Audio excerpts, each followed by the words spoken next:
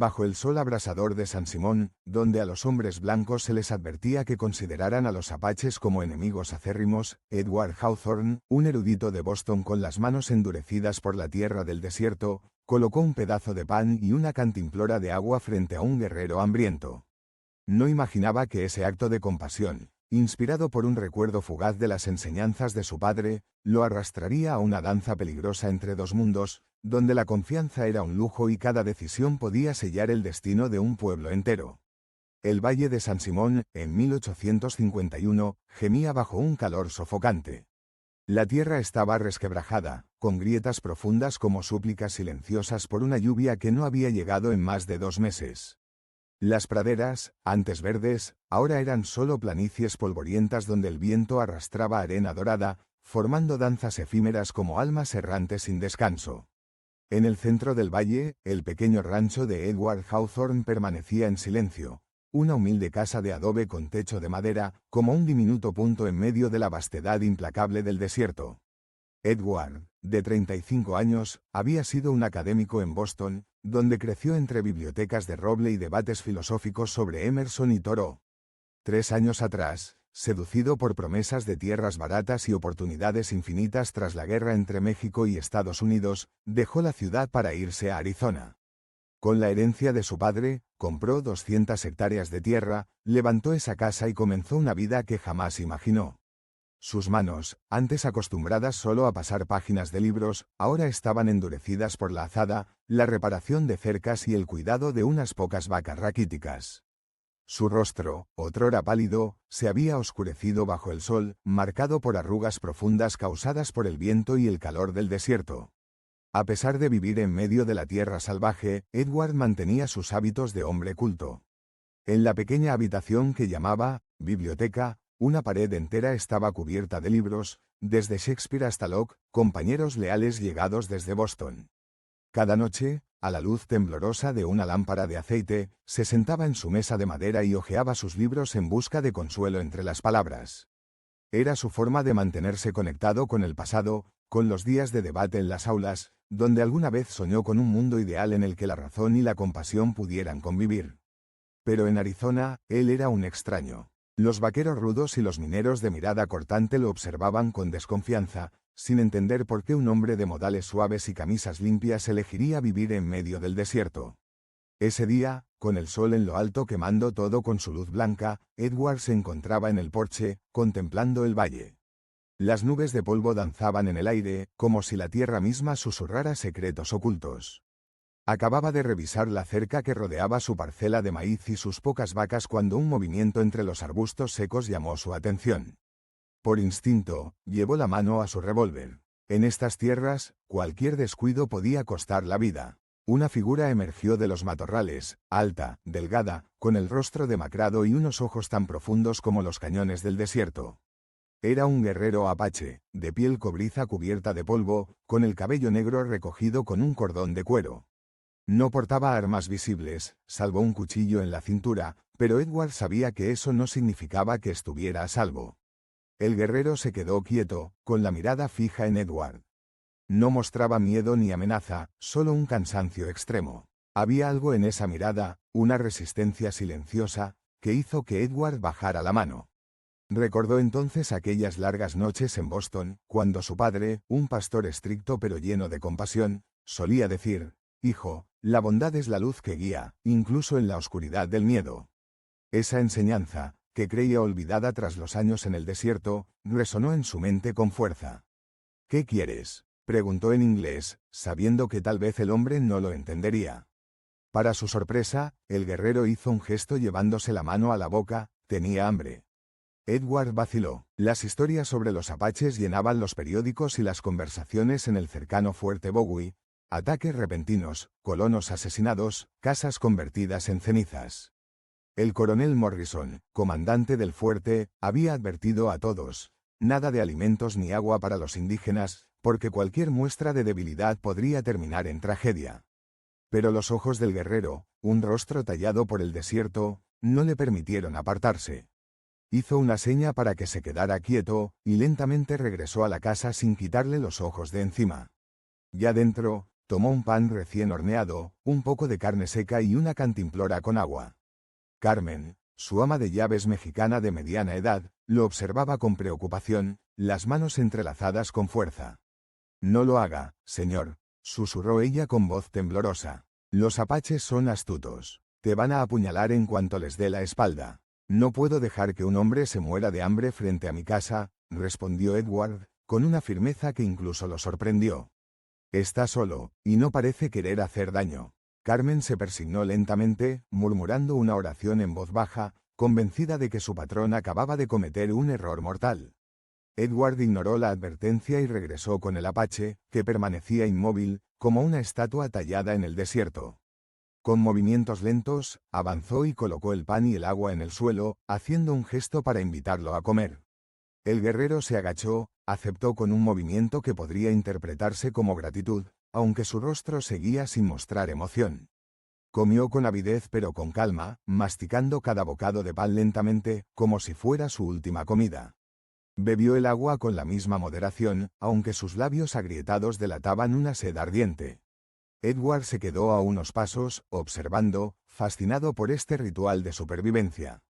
En Boston, había leído libros que describían a los apaches como salvajes sedientos de sangre, apenas un poco más que animales. Pero el hombre frente a él mostraba una dignidad y autocontrol que desmentían esas descripciones. Por primera vez, Edward se preguntó cuánta verdad contenían esos libros. Recordó los debates apasionados en las aulas, cuando él y sus compañeros discutían sobre la moral, sobre el valor de la compasión. ¿Podrían esos ideales sobrevivir en esta tierra salvaje? Cuando el apache terminó de comer, hizo algo inesperado. Sacó de una pequeña bolsa de cuero en su cintura una estatuilla de madera, la figura de un águila, y se la ofreció a Edward con un gesto solemne. Edward entendió que era una muestra de gratitud, un intercambio para equilibrar la deuda. Dudó un momento antes de aceptarla, consciente de que este acto establecía un vínculo entre ellos, un lazo invisible pero poderoso. «Taza», dijo el apache, golpeándose el pecho. Edward tardó un momento en comprender que se estaba presentando. Respondió, imitando el gesto, «Edward». Una leve sonrisa cruzó el rostro del apache, la primera señal de emoción que mostró. Luego, tan silenciosamente como había aparecido, se dio la vuelta y desapareció entre los árboles secos. Edward se quedó allí, sosteniendo la estatuilla de madera, sintiendo que pesaba más que una roca. Se preguntó si había hecho lo correcto o si acababa de abrir una puerta al peligro. Esa noche, Edward no pudo dormir. Se tumbó en la cama, con la pistola bajo la almohada, un hábito que había abandonado en sus primeros meses en Arizona. La luz de la luna entraba por la ventana, iluminando la estatuilla del águila en la mesa. Se levantó, la tomó y acarició sus contornos rudimentarios pero llenos de vida. Bajo la luz plateada, el águila parecía volar, y Edward sintió una extraña conexión con el guerrero llamado Taza. Se preguntó por su vida, por qué lo había llevado a su rancho, exhausto y hambriento. A la mañana siguiente, mientras desayunaba, un grito de pánico de Carmen resonó desde el porche. «Señor Edward, venga rápido», gritó, con la voz temblorosa. Edward salió corriendo, con el corazón latiendo fuerte, temiendo que un grupo de guerreros apaches lo estuviera esperando. Pero en lugar de eso, Carmen señaló la cerca de madera en la entrada del rancho. En los postes, una docena de flechas estaban clavadas con precisión, cada una con un objeto pequeño atado, plumas de colores, trozos de cuero trabajado, piedras pulidas. «Es una amenaza», afirmó Carmen, con los ojos negros llenos de miedo. «Nos han marcado, volverán por la noche y quemarán la casa». Edward no estaba tan seguro. Si los apaches quisieran atacar, lo habrían hecho anoche. Además, ¿por qué dejar flechas tan elaboradas? Se acercó y las examinó de cerca. No parecían armas, sino mensajes, ofrendas con un significado misterioso. Edward decidió que debía descubrir el significado de las flechas antes de llegar a conclusiones. «Voy al pueblo», le dijo a Carmen, con voz tranquilizadora aunque él mismo no estaba seguro. «Tal vez alguien allí sepa qué son». Ensilló su caballo, ordenó a Carmen cerrar bien la puerta y no abrir a nadie más que a él. Al salir del rancho, la estatuilla del águila en su bolsillo parecía pesar más, como si llevara una promesa sin descifrar. El pueblo, A 2 horas a caballo, era un conjunto desordenado de casas de madera y tiendas de campaña alrededor de una calle principal polvorienta. Mientras Edward cabalgaba por el valle de San Simón, el sol proyectaba su sombra alargada sobre la tierra árida. No podía quitarse la sensación de ser observado, aunque los arbustos secos a los lados del camino solo se movían con el viento. Las flechas en la cerca obsesionaban su mente. ¿Qué eran? ¿Una amenaza, como temía Carmen, o un mensaje que aún no entendía? La taberna del pueblo, un edificio destartalado con olor a whisky barato y tabaco, era el punto de reunión de vaqueros, mineros y comerciantes. Cuando Edward entró, el ruido de las conversaciones cesó, y decenas de ojos se clavaron en él. No era un extraño, pero su porte educado y su manera de hablar con un dejo de Boston lo hacían un forastero. Saludó con un movimiento de cabeza, tratando de mantener la calma, y se acercó a la barra, donde el sheriff Barrett, un hombre corpulento con una estrella de latón en el pecho, bebía un trago de whisky. «Señor Hawthorne», dijo Barrett con voz grave, «¿qué lo trae por aquí a mediodía?». Edward relató los hechos, el encuentro con Taza, el acto de compartir comida, y las flechas misteriosas en la cerca. Intentó mantener un tono neutral, pero la mirada sospechosa de Barrett lo hizo sentir como si estuviera siendo interrogado. «Seguro son chiricaguas», afirmó Barrett, escupiendo al suelo de madera. «Están inquietos. La semana pasada atacaron una carreta cerca de Lordsburg. Esas flechas, probablemente son una señal de que lo tienen en la mira». Un murmullo recorrió la taberna. Un vaquero desde una esquina gritó: «Se lo dije, nunca confíe en esos indios». Le dio comida, señor Hawthorne, y ahora lo marcaron como presa. Edward sintió que la sangre le subía al rostro. Quería protestar, decir que Taza no parecía amenazante, que sus ojos tenían una dignidad inconfundible. Pero guardó silencio, sabiendo que cualquier defensa lo haría parecer débil, o peor, un traidor. De repente, una voz ronca resonó desde un rincón. «No saben nada». Era un anciano con una barba blanca larga, ojos nublados por la edad, sentado solo frente a una jarra de cerveza vacía. «Comercié con los apaches hace 30 años, cuando ustedes ni siquiera habían nacido. Esas flechas no son una amenaza. Son una señal de protección. Un jefe o guerrero importante decidió proteger su propiedad. Ningún apache tocará su casa mientras esas flechas estén allí». Un silencio pesado llenó la taberna. Algunos miraron al anciano con escepticismo, otros con curiosidad.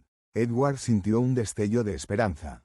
«¿Por qué me protegerían?», preguntó, acercándose al hombre. El anciano lo miró, con ojos que parecían atravesarlo. «Eso, joven, solo tú puedes responderlo. ¿Qué hiciste para que un apache te deba algo?». Edward no respondió. No había mencionado a nadie la estatuilla del águila, el momento en que Taza se la dio. Sintió las miradas de todos en la taberna como si quemaran, y tomó un sorbo de whisky para disimular su incomodidad.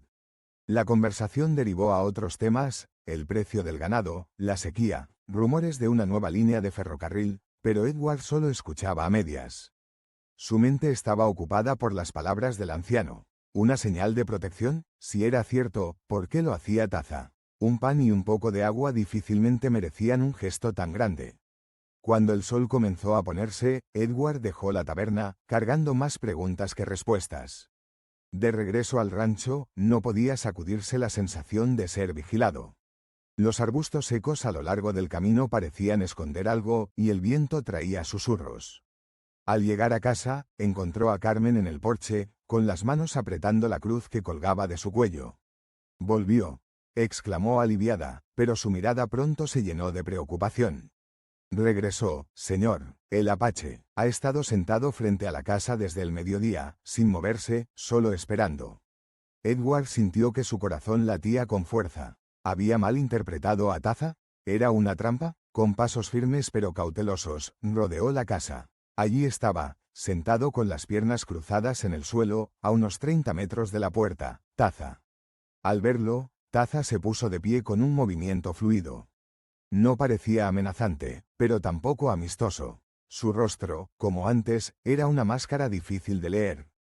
«¿Por qué regresaste?», preguntó Edward, señalándolo y luego al suelo, esperando que entendiera.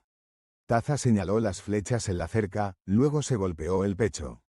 «Taza», dijo con firmeza, como confirmando que él las había dejado.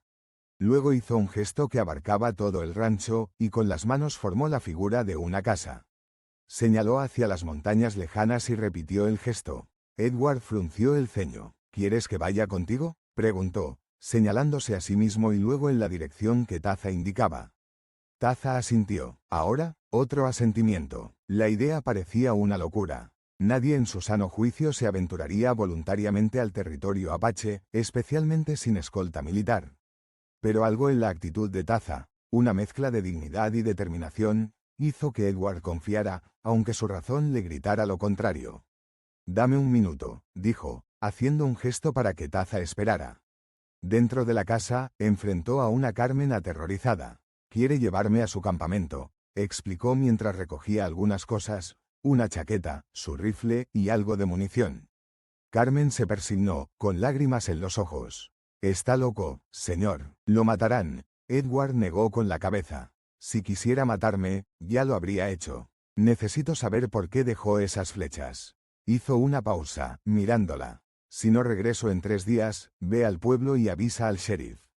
Carmen asintió, pero sus ojos lo miraban como a un hombre muerto. Edward salió, ensilló su caballo y siguió a Taza hacia las montañas. El apache caminaba con pasos firmes, sin mirar atrás. Edward mantuvo su caballo a un ritmo lento, suficiente para no dejar atrás a Taza. Mientras se alejaban del rancho, el atardecer teñía el valle de rojo, y Edward sintió una mezcla de miedo y emoción. Estaba a punto de entrar en un mundo que ningún hombre blanco en la región había visto y vivido para contarlo. El viaje al campamento apache duró toda la noche, por senderos accidentados y cañones resbaladizos bajo la luz plateada de la luna. Taza lideraba con pasos constantes, sin descansar, como guiado por un instinto invisible. Edward, a caballo, luchaba por seguirle el paso, con su caballo tropezando varias veces en el terreno rocoso. Más de una vez, quiso dar la vuelta, regresar a la seguridad del rancho, a sus libros y la lámpara de aceite. Pero la imagen de Taza, siempre unos metros adelante, lo impulsaba a continuar. Se preguntó qué lo esperaba, una trampa o una oportunidad para entender a los apaches. Al amanecer, llegaron a un valle escondido entre las montañas. Las viviendas temporales de los apaches estaban dispersas entre árboles y rocas, tiendas cónicas hechas de ramas, cubiertas de pieles y hojas. El campamento bullía de actividad, mujeres moliendo granos, hombres afilando armas, niños corriendo entre las tiendas. Todo se detuvo cuando vieron a Edward. Un silencio mortal se apoderó del lugar. Edward sintió decenas de ojos clavados en él, desde la curiosidad hasta la hostilidad. Aferró las riendas, tratando de mantener la calma, aunque su corazón latía con fuerza. Taza lo llevó al centro del campamento, donde un anciano imponente estaba sentado frente a una pequeña fogata.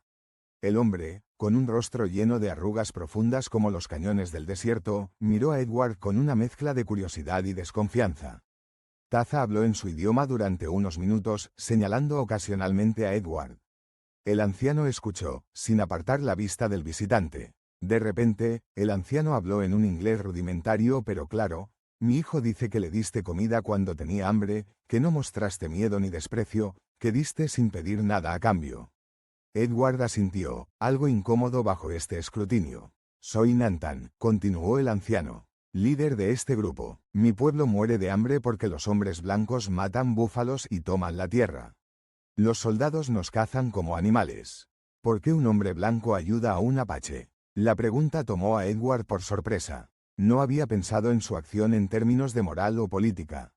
«Ayudé a un hombre hambriento porque era lo correcto», respondió con sinceridad. «Apache o blanco, no importa». Nantan tradujo sus palabras al consejo tribal reunido a su alrededor. Algunos asintieron, otros murmuraron con escepticismo. «Los hombres blancos hablan palabras bonitas», respondió Nantan, «pero sus acciones son crueles. Prometen paz pero traen guerra. ¿Por qué deberíamos creer que tú eres diferente?». Edward sintió una punzada de incomodidad. No había venido a defender a toda la raza blanca ni a justificar al gobierno. Solo compartió pan con un hombre hambriento. ¿Por qué eso se había convertido en un asunto de vida o muerte? «No hablo por todos los blancos», respondió, «solo por mí. Vine porque Taza me invitó, y quiero entender por qué marcó mi rancho». Nantan asintió lentamente, como si la respuesta lo satisficiera. Mi hijo te dio protección porque salvaste su vida. En nuestro pueblo, cuando alguien te salva, le debes tu vida. Es una deuda sagrada. Edward recordó de repente el aspecto demacrado de Taza cuando se conocieron. No solo estaba hambriento, sino al borde de la muerte. Su simple acto, pan y agua, en los ojos de los apaches, fue un acto de salvación. Este malentendido cultural lo dejó atónito, y comenzó a darse cuenta de la magnitud de lo que había desencadenado. La conversación se extendió hasta el mediodía. Nantan relató la historia de su pueblo, sus tradiciones, las guerras con los españoles, los mexicanos y ahora los americanos. Cada palabra revelaba un mundo complejo que los libros de Boston nunca mencionaron. Los apaches no eran los salvajes que los periódicos describían, sino un pueblo con una rica tradición oral, códigos estrictos de honor y un profundo conocimiento de la tierra y el cielo. Los niños del campamento comenzaron a acercarse, curiosos. Uno se atrevió a tocar la chaqueta de Edward, sorprendido por la tela extraña. Las mujeres mantenían la distancia, observándolo con desconfianza mientras continuaban su trabajo. Los guerreros permanecían alerta, con las manos nunca lejos de sus armas. Edward se sentía como un intruso, pero la presencia de Taza a su lado lo tranquilizaba. Al mediodía, Taza lo llevó a una tienda, donde le ofrecieron una comida sencilla, carne de venado seca, frutos silvestres y pan plano hecho de granos molidos. Edward comió con gusto, consciente de que rechazar sería una ofensa. Taza se sentó a su lado, en silencio, lanzándole miradas ocasionales como si intentara resolver un acertijo. Tu padre es un gran hombre, dijo Edward, rompiendo el silencio, sin estar seguro de que Taza entendiera. Sorprendentemente, Taza respondió en un inglés rudimentario. Mi padre, gran jefe, mucha sabiduría. Edward se sorprendió. ¿Dónde aprendiste inglés? Preguntó, curioso. Misioneros, cuando niño, hombres de negro, palabras de Dios. Edward tardó un momento en entender que Taza hablaba de sacerdotes católicos. Esto explicaba su habilidad con el inglés y su actitud menos hostil hacia los blancos. ¿Por qué regresaste con tu pueblo? Preguntó Edward, sabiendo que tocaba un tema delicado. Taza se golpeó el pecho. Apache, dijo simplemente, como si esa palabra lo explicara todo. Y lo hacía. Aunque los misioneros tenían buenas intenciones, no pudieron borrar la identidad de Taza, su pertenencia a un pueblo que había vivido en esta tierra por generaciones. Edward pensó en sí mismo, en Boston, y se preguntó si alguna vez pertenecería a este lugar. Esa tarde, Nantan convocó a Edward. Hablé con el consejo, anunció solemnemente. Creemos que el Gran Espíritu te envió por una razón. Mi pueblo sufre, los niños tienen hambre, los guerreros mueren enfrentando a los soldados. Queremos paz, pero una paz justa, no rendición. Edward escuchó, sintiendo que estaba presenciando un momento histórico. Has mostrado respeto, continuó Nantan, señalándolo. Puede ser un puente entre nuestros mundos. Edward sintió un peso sobre sus hombros. Solo era un ranchero, sin influencia política. No estoy seguro de cómo puedo ayudar, admitió. No tengo poder entre mi gente. Nantan sonrió, una sonrisa cansada pero sincera. No pedimos milagros. Solo que lleves nuestras palabras a tu pueblo, que digas que no todos los apaches son enemigos, que hay un camino que podemos recorrer juntos. La propuesta era simple pero revolucionaria. En una era de políticas de exterminio de los nativos, la idea de coexistencia pacífica era casi una herejía. Haré lo mejor que pueda, prometió Edward, aunque no sabía cómo cumplirlo. Esa noche, acostado sobre una piel de venado en la tienda que Taza le preparó, reflexionó. En 2 días, su vida había cambiado. De ser un colono común, ahora estaba en medio de un conflicto histórico. Una parte de él quería volver al rancho, olvidar todo. Pero otra parte, la que lo llevó a dejar Boston en busca de aventura, se sentía estimulada por este desafío. El viaje de regreso al rancho, con Taza como guía, fue transformador. Edward ya no veía el desierto como un enemigo a conquistar, sino como un hogar que debía respetarse. Ya no veía a Taza como un salvaje, sino como un hombre con una visión del mundo legítima. El amanecer iluminaba las montañas, y Edward sintió que había cambiado, como si una parte de él ahora perteneciera a esta tierra, a la gente que acababa de conocer. Al llegar al rancho, Carmen casi se desmayó al verlo a salvo. Señor. Lo abrazó, pero retrocedió al ver a Taza. Edward la tranquilizó. Es un amigo, Carmen. No hay nada que temer. Carmen murmuró una oración, pero sus ojos seguían llenos de desconfianza. Edward invitó a Taza a la casa, compartiendo una comida sencilla, pan, queso y agua, como una forma de fortalecer el vínculo entre ellos. Taza comió lentamente, observando la casa de adobe como si intentara entender el mundo de Edward. La noticia del viaje de Edward se extendió como un incendio en la pradera seca. Pronto, su rancho se llenó de visitantes curiosos, vaqueros, comerciantes y un reportero del asterisco Tucson Star asterisco. Todos querían saber sobre Nantan, sobre el campamento Apache. Edward evitó dar detalles, temiendo que revelar algo traicionara la confianza de los apaches. Solo dijo que los apaches no eran enemigos, que querían paz. Pero sus palabras solo aumentaron las sospechas. El sheriff Barrett llegó una tarde, con el rostro serio. Señor Hawthorne, dijo fríamente, lo acusan de confraternizar con el enemigo, de proporcionar información a los apaches. Edward admitió conocer a los apaches, pero enfatizó su objetivo de paz. No son enemigos, dijo. Son humanos, como nosotros, y mueren de hambre por nuestras políticas. Barrett soltó una risa sarcástica. Habla como traidor. Cuidado, Hawthorne. A nadie aquí le gusta quien se pone del lado de los indios. La discusión terminó sin convencer a nadie, pero Edward sintió una nueva soledad.